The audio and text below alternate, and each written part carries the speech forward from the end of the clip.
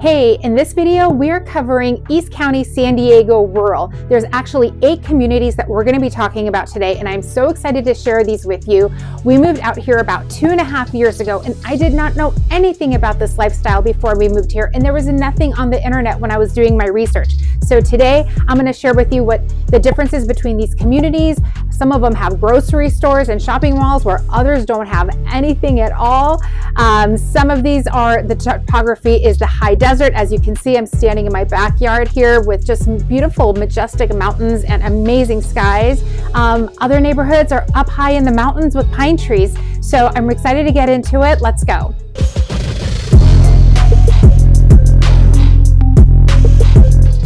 All right, the first community we're talking about today is Jamul. Jamul is actually a rural community up in the mountains, the furthest south out of all the towns that we're talking about today, right off the 94 freeway. The 94 freeway runs east and west, so it starts at the coast near Coronado, runs through downtown San Diego, and you can take it all the way until it ends, and it'll actually drop you off in Rancho San Diego, and you keep taking that road and you're gonna hit Jamul. Jamul is a mountainous town. It is a small population, about 7,000 people, and the real estate there really varies the homes. You can get anything from a shack that's kind of fallen apart for about $500,000, all the way up to a $2-3 million custom gorgeous build with all the high-end amenities, gated driveway, pool, and epic views. So there is the type of real estate you can get in Jamul. The school district in Jamul is part of the Dalzura Jamul School District and also Grossmont. So there are actually schools up in Jamul, and when you come down the hill into Rancho, of course, there's more schools and there's some really great private schools as well. So you're not so far removed from town, which I would say is Rancho San Diego. So you have a lot of options still when it comes to finding a school that fits for you and your family. All right, next on our list is Singing Hills. Singing Hills is gorgeous. It has a couple golf courses, the Singing Hills Golf Course, Sequan Casino. There's another casino. This one is Sequan Casino, which is amazing. Singing Hills has a couple of HOA communities actually, and they're gated communities. There's one that's a little bit more affordable. I would say the prices in that community are about anywhere from $400,000 to $600,000, and these are smaller homes. And then there's another gated community with properties starting at $1 million and going all the way up, and that is basically right on the golf course with majestic views of all these mountains all around. There's not much going on besides the golf course and the casino in Singing Hills. There's no shops or anything. So when you need to go to the grocery store or to a restaurant or anything, you're going to be driving into El Cajon, more specifically Granite Hills, or you can also drive into Rancho. So either one of those, you're kind of in between Rancho San Diego and Granite Hills, tucked away in the rural mountainside of Singing Hills. Singing Hills is a really small, charming community. And as far as all the rural communities go, this is probably one of the smallest ones. You're pretty close to El Cajon, but you are definitely rural. You're maybe 10-15 minutes to your grocery stores though. So again, still pretty centrally located, and you are not so far off the grid that you feel like you have left the city. Sequan Casino is there, which has an amazing pool area. We've definitely gotten day passes there and hung out at the pool and had drinks and lunch. And then we'd head over to the spa, which is amazing. And then after that, grab dinner at the Bull and Bourbon. The food is spectacular. So even though you're kind of in the middle of nowhere in this rural community, you have this 5-star restaurant and amazing amenities like the spa and the pool. All right, moving on to Dehesa. Dehesa is just idyllic. It's where I am right now. It's right next door to Singing Hills. So Sequan Casino is actually in Dehesa, but it's also considered to be in Singing Hills. So there is a little bit of a crossover there, but basically it's the same mountain ridge, it's the same roads, and it just is a bit more rural here in Dehesa. We don't have the gated communities, but we have homes on acreage with amazing views. This is what sold me on this home, this view and the privacy. We're on over 2 acres. A lot of the homes here are a minimum of 2 acres. There's a lot of horse properties here, and this is where you move if you want to feel like you're out in the country. This is definitely more what some people call the sticks. Even though you're rural when you're in Jamul or let's say Singing Hills, they are more developed in that you actually have neighborhoods where you have streets with homes that may be on acreage, but there's home after home after home. Where here in Dehesa, you're kind of way more spread out and sparse. There's actually dirt roads here. Some of the homes are on dirt roads, some of them are not. We have a paved road, thank God. There's no sidewalks here and there's no curbs here, which I never knew how much I appreciated a good curb and a sidewalk until I moved to an area that just doesn't have them. It just never even occurred to me. But it's just the way it is here. It's just not as developed at all. This is very rural. This is super country living. Now, I am 10 minutes away from Alpine, so we just take the main road going east or inland, and we are up in Alpine, which is where we do all our shopping and our groceries, and if we want to go grab a bite to eat. So that's kind of like when we're going into town. But here in Dehesa, there is no town. We have the casino, and the casino has a gas station with the mini mart. So if I need to run out and get something, that is my choice. That's like 5 minutes away. Otherwise, I'm heading to Alpine. All right, number 4 is Crest. Crest is a really small community just up the hill from here. It is a population of only 2,500 people. There's nothing up there. It's a really cute town. Unfortunately, there was a fire that went through there in the 2000s, so it took out a lot of homes. So a lot of the homes that are there now are newer builds, and there are horse properties up there and acreage, and then there are some more eclectic custom builds. But because it's at the top of the mountain, Crest, the homes up there have the most epic views that I've ever seen. It's like amazing. You feel like you're on top of the world. You feel like you're as high as an airplane. So that's what makes Crest really special. It doesn't have a town up there. There's like a mini mart and a Mexican restaurant, and that's pretty much it. There's a really cool park, but you're just up the hill from El Cajon. So when you want to go into town, you just go down the hill and you're in El Cajon. You can head out to Granite Hills or just El Cajon proper and do your shopping and groceries.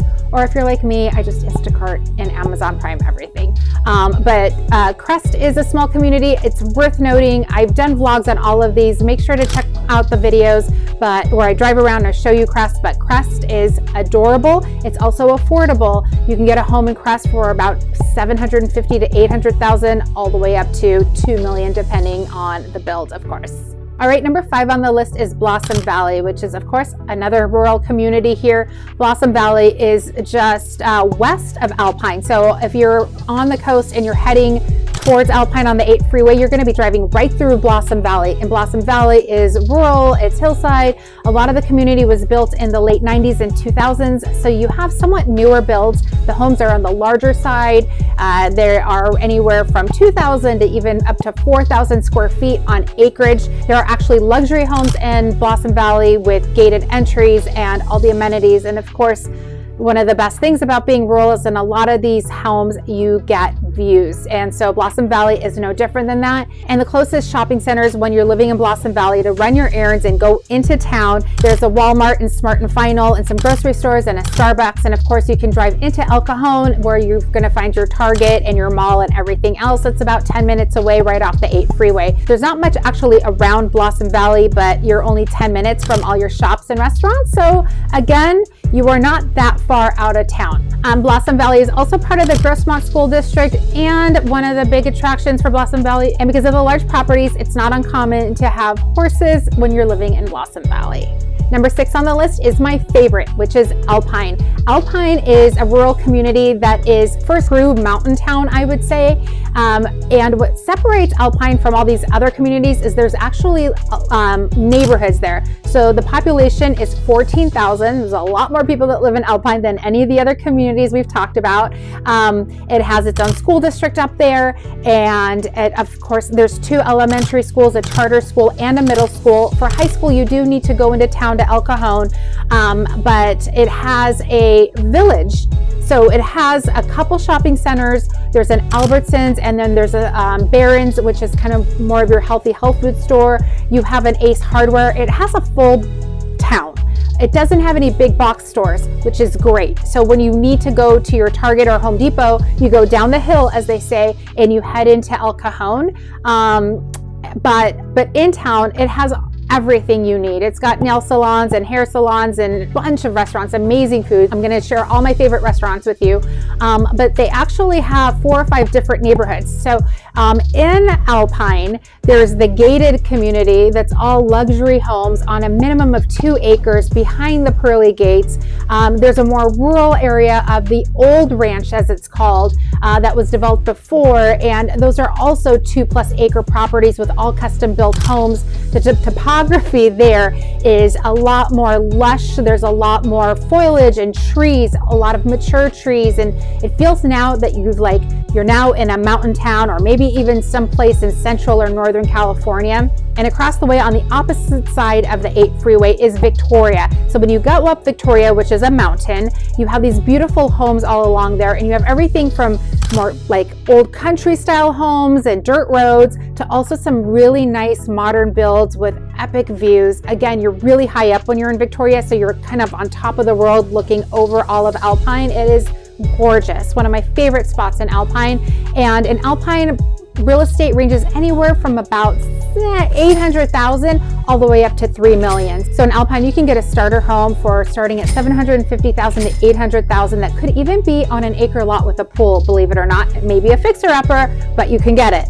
And the community in Alpine is amazing, and you can go all the way up to the opposite range, which is you can find a beautiful luxury homes here for up to 3 million with lots of land, putting greens. Some of them have vineyards, epic views. And again, what I love about Alpine is it has all these different types of neighborhoods. They even have HOA communities with homes that are stacked up next to each other if you want to be more in a walkable neighborhood where your kids can, ride their bikes to their friends' houses and you're not so rural. Alpine has that too. I think that's why I love Alpine so much, because you are rural, you are away from the city, you have a small town vibe feel, but there is a town there with all your shops and restaurants and all your amenities.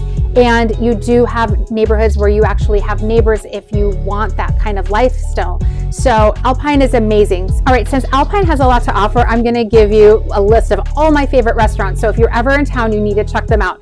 If you're looking for Italian, Mediterranos is our family favorite. We love going there. The food is amazing, but the atmosphere is really great too, whether you're going there on a date or with the kids, because it actually has 2 sides. There's the nice restaurant with the linen tablecloths and perfect for date night and you have a glass of wine. There's a bar in the middle, which is great, like a really nice bar.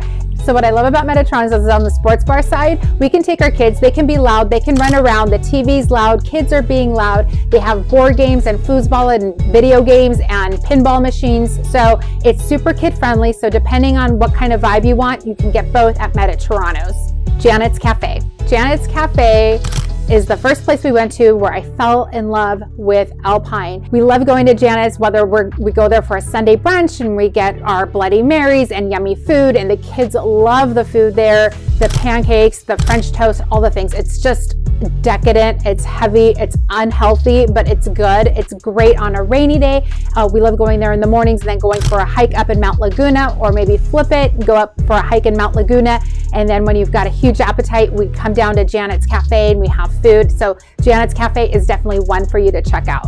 The weather's great here. You can sit outside, you can have a beer, hang out, have pizza while your kids run around and play. So if you're not looking for something rustic and cozy, but you want something a little bit more trendy and chill, Mike Hess Brewing. All right, number 7 on the list is Descanso.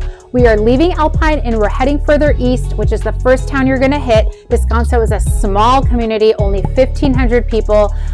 You are going further up in the mountains a little bit, so you're gonna have more of kind of a log cabin kind of feel, more rustic, more mountainy. There's not a lot much going on in Descanso itself. There's a couple small markets and a restaurant, the Descanso Junction, which you should check out. It's another restaurant that has that indoor-outdoor space. The outdoor being somewhere where your kids can run around and play cornhole, and they also have live music on the weekends in the summertime. It's a great place. They throw lots of events. The food is great. It's good old American heavy food, burgers and such.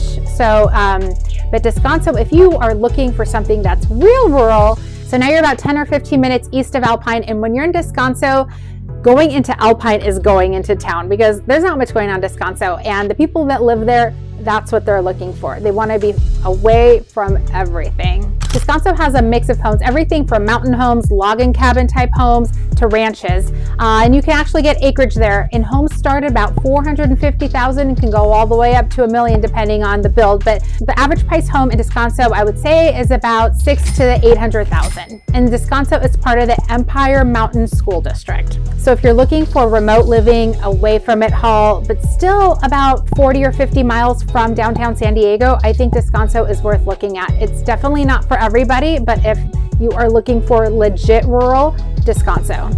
All right, last but not least, number 8 on the list is Pine Valley. Pine Valley is even further east than Descanso, but you actually have a little tiny town in Pine Valley. Pine Valley, the name says it all. It's a mountain town. The elevation is 3,500, so you definitely are going to have a change in temperature.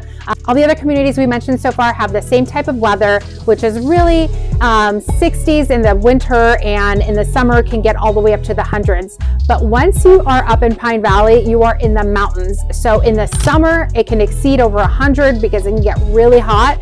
But in the winter, it snows up there. So when it's raining in San Diego, you may find snow in Pine Valley, which is amazing. There's pine trees. Like I said, the name says it all.